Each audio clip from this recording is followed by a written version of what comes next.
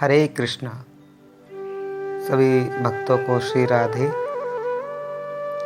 उम्मीद करता हूँ कि सभी भक्त बहुत ही अच्छे होंगे इस महामारी के दौर में जो ये बुरा समय चल रहा है, और प्रभु श्री कृष्ण सभी को ठीक रखें, ऐसी प्रार्थना करूँगा सबसे मैं सबके लिए। आज मैं एक विषय पे चर्चा करने आया हूँ। वो टॉपिक है कि मृत्यु के बाद यानी कि मौत के बाद हमारी आत्मा का क्या होता है। हमारी आत्मा कहाँ जाती है? हम मर जाते हैं, इस शरीर को हम छोड़ देते हैं, तो हमारी यह आत्मा कहाँ जाती है और क्यों जाती है, इस विषय पे मैं आपसे आज श्री कृष्ण कृपा से बात करने आया हूँ। देखिए दोस्तों, ये संसार एक कहा जाए तो झूठा प्रभु का एक सपना है, झूठा जगत है जिसको हम सच्चा मान बैठे हैं। इस संसार में कोई भी रिश्ता नाता अपना नहीं है,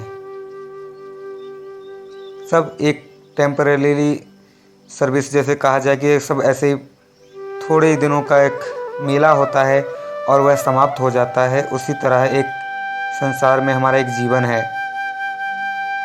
किसी को नहीं पता कि ये जीवन कब ख़त्म हो जाए। मौत के नाम से सब डर जाते हैं। कोई कहता है कि मुझे मौत आने वाली है, तो वो किसी अस्पताल में जाके उपचार कराएगा, अनेक ऐसे प्रयास करता है जिससे वो बच पाए, लेकिन काल के फंदे से वो नहीं बच पाता। अब मैं बताता हूँ आपको वास्तविक सच क्या है। हमारा ये पंच तत्व का शरीर बना हुआ है। भूमि, गगन, वायु, अग्नि, जल, ठीक है। ये 5 तत्व हुए। भूमि 1, गगन 2, वायु 3, अग्नि 4, जल 5। और ये 5 तत्वों का शरीर हमारा जो बना हुआ है, ये दोबारा 5 तत्वों में मिल जाता है, विलीन हो जाता है जब इंसान इस संसार को छोड़ के जाता है। तो आत्मा जो हमारे इस पिंजड़े में, हमारे इस शरीर में प्रभु के द्वारा स्थापित की गई है, उनके द्वारा हमें बनाया गया है, वह आत्मा नामक अंश जो परमात्मा की एक शक्ति है, वह कहाँ जाती है? कई लोग कई कारणों से मरते हैं। कुछ का किसी घातक चोट लगने के कारण से, एक्सीडेंट होने के कारण से उनका जीवन छूट जाता है, तो कुछ का समय पूरा हो जाता है और कुछ आत्महत्या कर लेते हैं। बहुत से ऐसे कारण हैं जिनके कारण से यह जीवन, हमारा मनुष्य तन हमसे छिन जाता है। अब ऐसा होने के बाद हमारी यह आत्मा कहाँ जाती है? देखिए, आत्मा के अनुसार बताऊं तो पहले तो मैं आपको ये बता दूं कि संसार में बुरे और भलाई दो चीज़ है। बुराई और भलाई, यह 2 चीज़ है।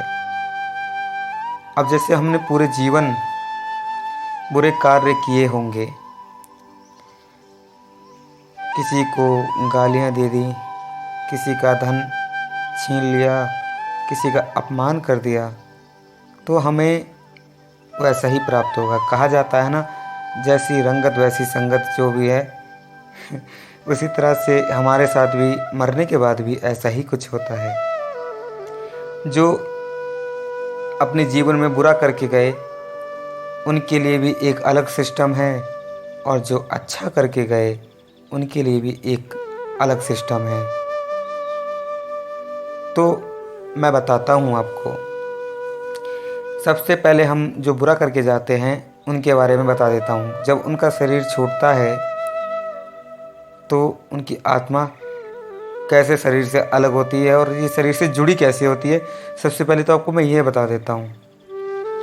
हमारे आत्मा और शरीर के बीच में एक सिल्वर कलर की कोड यानी कि तार टाइप की जुड़ी होती है, जो कोई दूसरा नहीं देख सकता। इसको हम खुद ही देख सकते हैं, वो भी अभी नहीं, जब हम उस वक्त अंतिम समय पे हों, जब हमारी आत्मा हमसे अलग हो गई हो और ये तार हमसे जुड़ी हुई होती है। ये तार जब हमारा समय पूरा होता है तो ये तार काटी जाती है। उसी वक्त इंसान को मरा हुआ घोषित कर दिया जाता है। तो ये तार कई बार होता है कि बहुत सी घटना घटने से भी टूट जाती है। वैसे तो इतनी आसानी से टूटती नहीं, और जब टूट जाती है तो वह इंसान मर जाता है। अब उम्मीद है कि आप समझ गए होंगे कि आत्मा हमारे शरीर से कैसे जुड़ी होती है। अब इनका एक अपना ही एक सिस्टम होता है ऊपर भी। सबसे पहले कि आप लोग जो सोचते हैं कि मैं ही हूँ, अभी मैं शरीर में खड़ा हूँ, मेरे 2 हाथ है, 2 पैर है, मैं हूँ, तो ऐसा कभी मत सोचिए। ये मात्र एक रथ है। जब आप इस संसार को छोड़ के जाएंगे ना, तब भी आप अपने आप को फील कर पाएंगे कि मैं हूँ। शरीर आपका साइड में पड़ा होगा और आपको लगेगा कि मैं मरा ही नहीं हूँ। आपको तो ऐसा लगेगा कि मैंने तो किसी चीज़ में से मैं निकल के बाहर आके खड़ा हो गया हूँ। ऐसा लगेगा आपको। आप सबकी आवाज़ें सुन पाएंगे, कौन रो रहा है, कौन हंस रहा है, कौन क्या कर रहा है, सब कुछ देख पाएंगे। अंतर बस इतना सा है कि आप यदि कुछ बोलेंगे तो कोई नहीं सुन पाएगा। आप यदि रोएंगे तो कोई नहीं सुन पाएगा। किसी से अपने दिल की बात यदि आपको कहनी भी होगी तो आप नहीं कह पाएंगे। कारण इतना सा है कि आप जिस शरीर में थे, उस शरीर के जरिए आप अपनी बातें लोगों से कह रहे थे। उदाहरण दूं आपको तो एक उदाहरण मैं देता हूं। मान लीजिए किसी रेडियो स्टेशन पे कोई आरजे कोई भाषण दे रहा हो और आपका रेडियो उस वक्त ख़राब हो जाए या टूट जाए, तो आपको तो वो भाषण सुनाई नहीं देगा। किंतु जो आरजे उस स्टेशन पे बैठ के अपना प्रोग्राम रन कर रहा है, जो उसको संचालित कर रहा है, वह तो वहाँ पे कर ही रहा है। उसके शब्द भी निकल रहे हैं, उसकी वाणी भी निकल रही है, लेकिन आप तक नहीं पहुँच पा रही। तो इसी तरह से हमारे शरीर का आत्मा से एक संपर्क होता है कि आत्मा अपनी बातें इस शरीर से हमसे बुलवाती है, अपने कार्य इस शरीर के द्वारा करती है, जो हमें बहुत मुश्किल से मिलता है।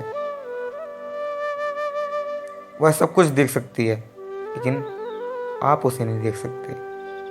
तो उनको लेने के लिए, जिसे कहा जाए कि एंजल्स या देवदूत या यमदूत जिसे कह दें, जिसने बुरे कर्म अपने जीवन में पूरे किए होते हैं, तो उनको लेने के लिए तो यमदूत ही आते हैं और इतने डरावने होते हैं कि लोग देख के ही उनको बेहोश हो जाते हैं। और सोचिए उस वक्त आत्मा का क्या हाल होता होगा। तभी तो कहा जाता है, रट ले हरि का नाम, सब छोड़ के उल्टे काम। न जाने कौन सी घड़ी हमारी अंतिम हो, कब हमको जला दिया जाए, हमारे शरीर को। क्योंकि आत्मा को तो जलाया नहीं जा सकता। कृष्ण ने तो स्वयं कहा है ना गीता में, आत्मा को ना ही कोई काट सकता है, ना कोई जला सकता है, ना कोई गला सकता है, ना कोई इसको उड़ा सकता है, ना कोई इसको मिटा सकता है। इसका कुछ नहीं कर सकता कोई। जलता है तो शरीर। हम शरीर अपनी आत्मा से इस प्रकार हटा के फेंक देते हैं, जैसे एक वस्त्र यदि मैला हो जाता है तो उसको अपने शरीर से त्याग देते हैं। वैसे ही ये जब शरीर हमारा जर्जर हो जाता है तो इसको हम त्याग देते हैं ना। जैसे कोई वस्त्र यदि हम पहने वो फट जाए तो हमारे अंग दिखने लग जाते हैं, कहीं से भी हवा घुसने लग जाती है, कभी हमको मच्छर काटेंगे, तो बहुत से कारण होते हैं।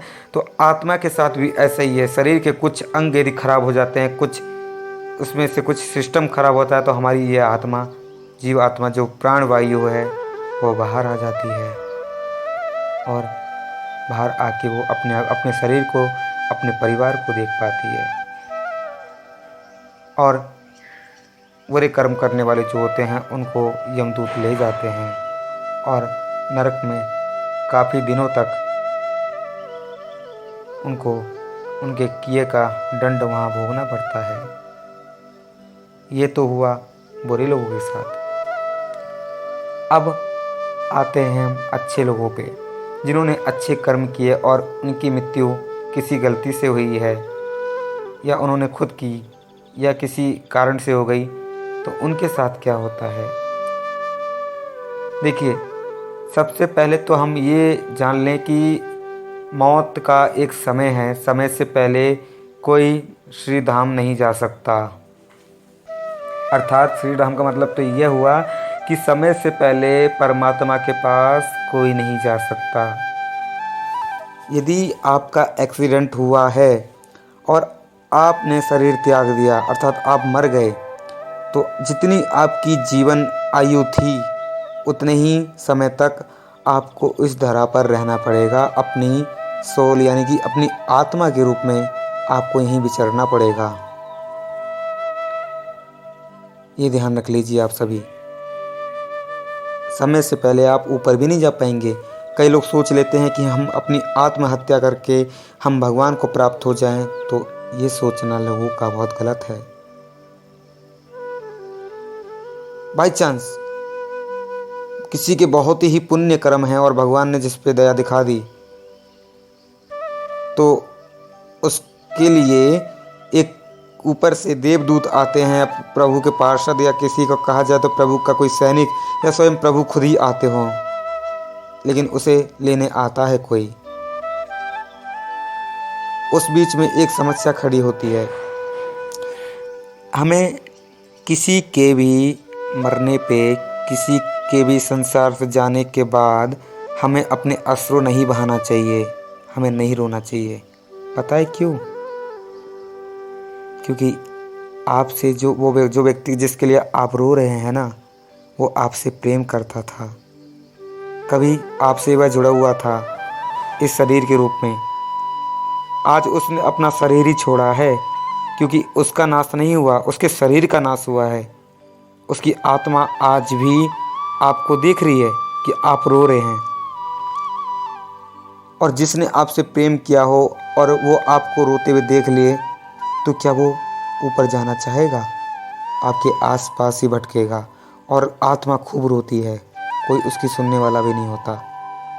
आप तो अपने आंसू दिखा सकते हैं सबको, अपनी ध्वनि के साथ रो सकते हैं, तो कोई आपसे पूछ भी लेगा कि भाई क्यों रो रहे हो।